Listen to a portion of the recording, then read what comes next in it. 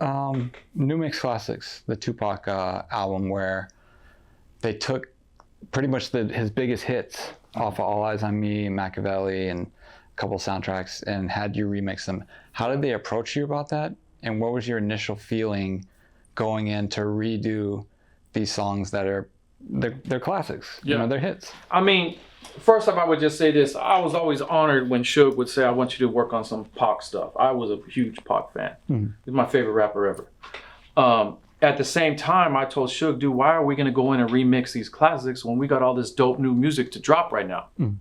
You know, not knowing, again, the problems he was going to have with promotion. And, you know, he got a distribution deal at Koch or whatever. Like, you know, I didn't really like them back then because I had done their first rap records at Koch, and they weren't paying people at the time. So anyway, I was like, why are we going to do this 2pac stuff when those are classics, man? And he was like, yo, this is what I want to do. And he's a businessman. He's smart. Right. He knows that shit's going to sell itself. He's like, I want you to do all new beats for the shit. You know what I mean? And we're going to revamp it and put it out. I'm like, what am I going to do? I'm the head producer at Death Row at the time.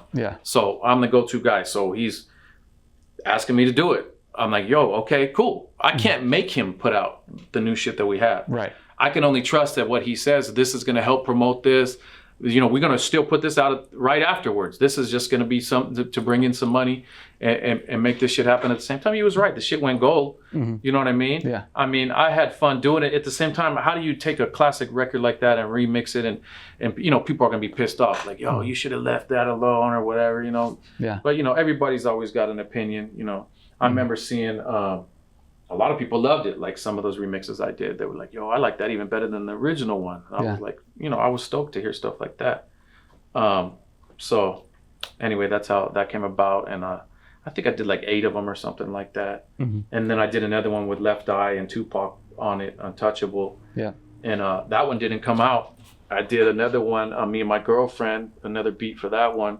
And that one wasn't on this. So there's other unreleased ones that I did that were probably still in the vault somewhere. Okay. You know? Around that time, the credits on the albums that are coming out start to change as far as production credits. It goes from produced by Darren Vegas or, you know, Big Hutch or Daz or whoever to just the row hitters. Can you explain who the row hitters were, and were you cool with them changing into that or no? No, I wasn't cool with it at all. Okay. I was fucking pissed. Yeah.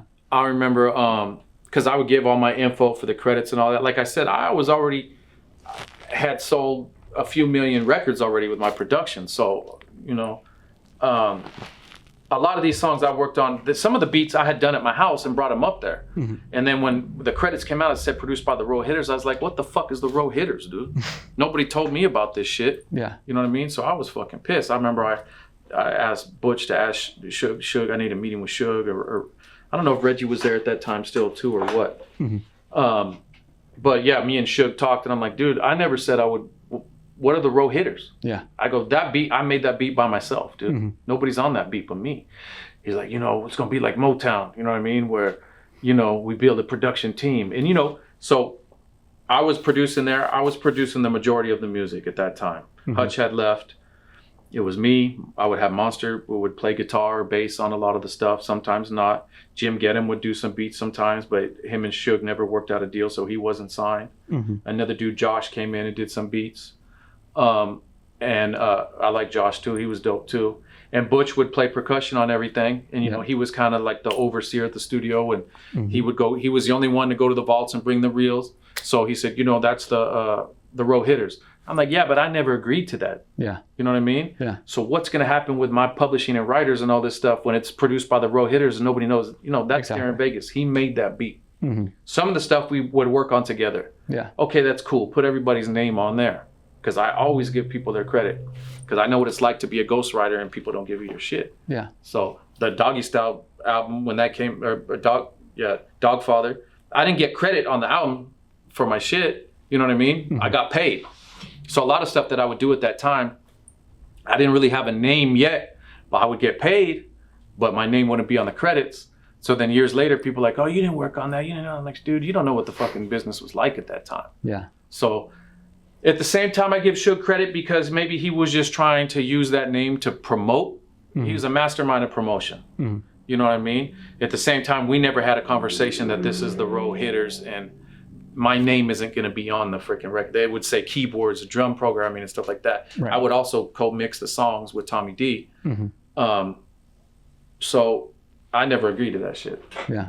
But it was too late. The shit was starting to come out, like the Dysfunctional Family soundtrack and stuff like that. And I'm like, you know, like you said, if you look before, my name would be on there and stuff like that. Then all of a sudden it was the Row Hitters. Yeah. So I was like, okay.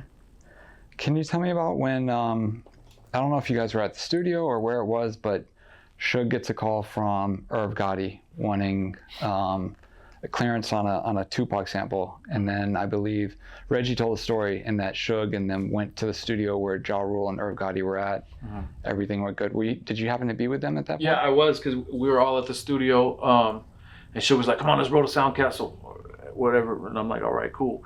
You know, anytime we'd take a little break from the studio and shit like that, I was always cool with it, you know, whatever. Because you never know what you're going to go do. He's like, we're going to go to this other studio. We're going to go talk to Ja Rule and Irv Gotti. I'm like, dope. So we went there.